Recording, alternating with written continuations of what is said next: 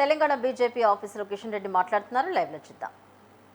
మౌలిక వసతులు సమగ్రంగా మనం సమకూర్చుకుంటే దేశంలో వేగవంతమైనటువంటి అభివృద్ధి జరుగుతుంది, సమగ్రమైనటువంటి అభివృద్ధి జరుగుతుంది.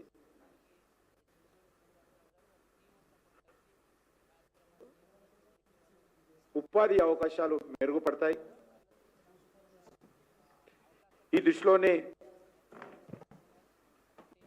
ప్రధానంగా మౌలిక వసతుల కల్పనలో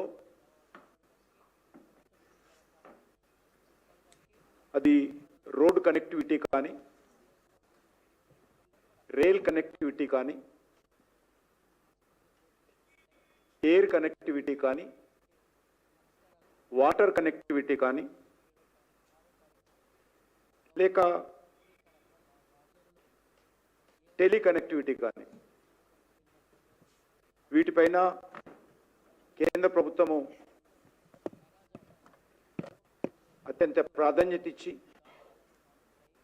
దేశంలో అన్ని ప్రాంతాలలో కూడా ఈ కనెక్టివిటీ పెంచేటువంటి ప్రయత్నము, దానిపైన కొన్ని లక్షల కోట్ల రూపాయలు కేంద్ర ప్రభుత్వం ఖర్చు చేస్తున్న విషయాన్ని ఈ సందర్భంగా మనం చేస్తాం.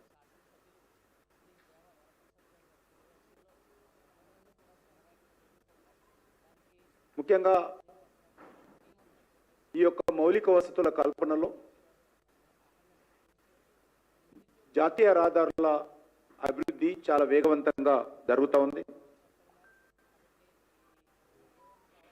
రోడ్డు లేకుండా ఈ దేశం అభివృద్ధి జరగదు. రోడ్డు సమర్థవంతంగా పక్కా రోడ్డు నిర్మాణం అయితే పెట్రోల్ ఉత్పత్తుల యొక్క ఖర్చు తగ్గుతుంది, మానవ వనరులు సద్వినియోగం చేసుకోవచ్చు, ప్రమాదాలు తగ్గుతాయి, వేగంగా మనము ట్రాన్స్పోర్ట్ కానీ రవాణా సౌకర్యాలు కానీ తక్కువ సమయంలో గమ్యాన్ని చేర్చుకోవచ్చు. ఆ దిశలోనే నరేంద్ర మోడీ గారి ప్రభుత్వము గత 10 సంవత్సరాలుగా అభివృద్ధి చెందిన నగరాలతో పోటీ పడే విధంగా ఈ యొక్క జాతీయ రహదారుల అభివృద్ధి జరుగుతూ ఉంది. రోడ్ల అభివృద్ధి జరిగినప్పుడే దేశంలో లోకల్ డెవలప్మెంట్ కానీ, గ్లోబల్ బిజినెస్ డెవలప్మెంట్ కానీ జరగడానికి అవకాశం ఉంటుంది. ఎవరైనా ఏ సంస్థ పెట్టుబడులు పెట్టాలన్నా రోడ్డు లేకుండా ఎవరు కూడా పెట్టుబడులు పెట్టరు. రోడ్డు కనెక్టివిటీ అన్నిటికంటే ముఖ్యమైనది. ఆ తర్వాత ట్రైన్ కనెక్టివిటీ కానీ, రైల్ కనెక్టివిటీ కావచ్చు, ఎయిర్ కనెక్టివిటీ కావచ్చు, ఇవి కూడా తర్వాత చూస్తారు.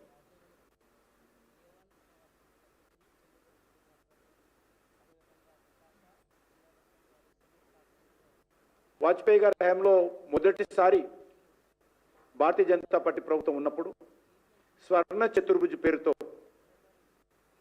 సుమారు 70,000లకు పైగా జాతీయ రహదారుల మీద ఖర్చు పెట్టడం ఆ రోజు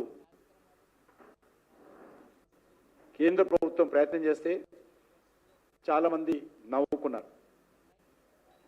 రోడ్ల మీద 70,000 ఖర్చు పెట్టేవి ఏంటని చెప్పి ఆ రోజు అవమానం చేస్తూ మాట్లాడినటువంటి పార్టీలు, వ్యక్తులు దాన్ని యూపీఏ ప్రభుత్వం 2004లో వచ్చిన తర్వాత పక్కన పెట్టింది. 10 సంవత్సరాలు యూపీఏ ప్రభుత్వం పోయిన తర్వాత మళ్ళీ నరేంద్ర మోడీ గారు 2014 వచ్చిన తర్వాత వాజ్పేయి గారు ప్రారంభించినటువంటి స్వర్ణ చతుర్భుజి జాతీయ రహదారులు దేశ రాజధానులను కనెక్ట్ చేసేటువంటి ఈ కార్యక్రమాన్ని అత్యంత ప్రాధాన్యత ఇచ్చి ముందుకు తీసుకెళ్తున్నాం.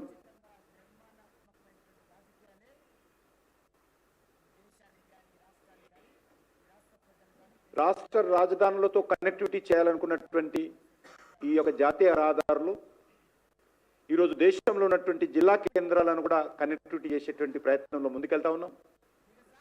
మన తెలంగాణలో ఉన్నటువంటి 10 జిల్లాల స్థానంలో గతంలో ఉన్నటువంటి ప్రభుత్వము 33 జిల్లాలుగా విభజిస్తే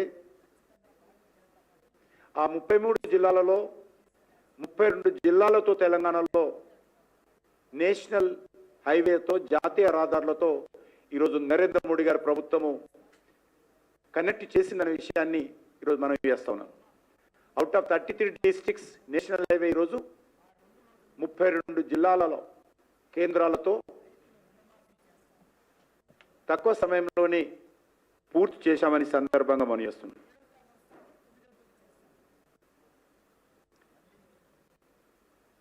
నరేంద్ర మోడీ గారి ప్రభుత్వము నిధుల కొరత లేకుండా కనెక్టివిటీ విషయంలో అది ఎయిర్పోర్ట్ల విషయం కావచ్చు, పోర్టుల విషయం కావచ్చు, రైల్ కనెక్టివిటీ విషయంలో కావచ్చు, నేషనల్ హైవేస్ విషయంలో కావచ్చు, ఇంటర్నెట్ టెలి నెట్వర్క్ విషయంలో కావచ్చు, చాలా పెద్ద ఎత్తున నిధుల కొరత లేకుండా ఖర్చు పెడుతూ ఈరోజు కేంద్ర ప్రభుత్వం చాలా వేగవంతంగా ఈ యొక్క రంగాలను అభివృద్ధి చేసే దిశలో ముందుకెళ్తా ఉంది.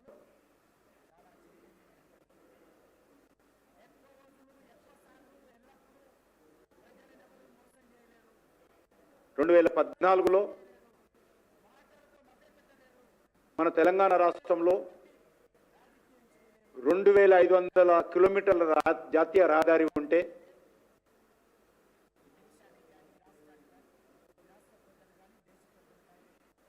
ఈరోజు సుమారు 5200 కిలోమీటర్ల జాతీయ రహదారి పెరగడం జరిగింది.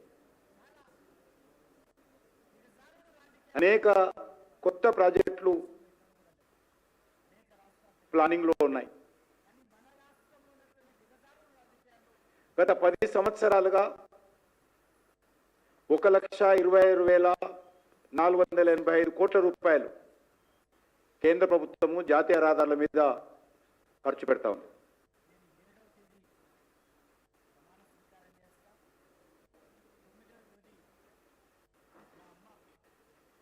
ఎన్నడూ లేని విధంగా ఈరోజు ఫ్లైఓవర్స్ కానీ ఎక్స్ప్రెస్ వేలు కానీ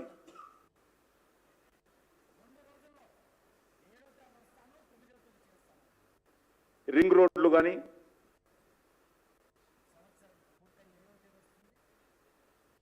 ఈరోజు అభివృద్ధి జరుగుతూ ఉన్నాయి.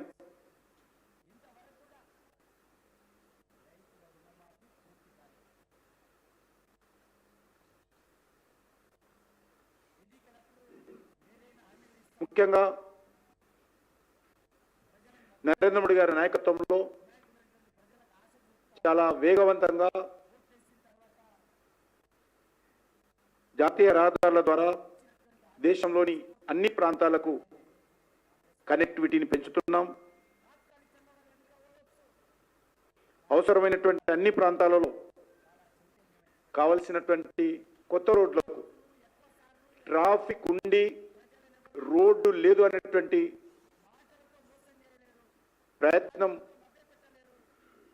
కారణం ఎక్కడ కూడా జరగకూడదనే ఉద్దేశంతో ట్రాఫిక్ ఉన్నటువంటి అన్ని జిల్లా కేంద్రాలతో ఈరోజు రోడ్డు కనెక్టివిటీ పెంచేటువంటి ప్రయత్నం జరుగుతూ ఉంది.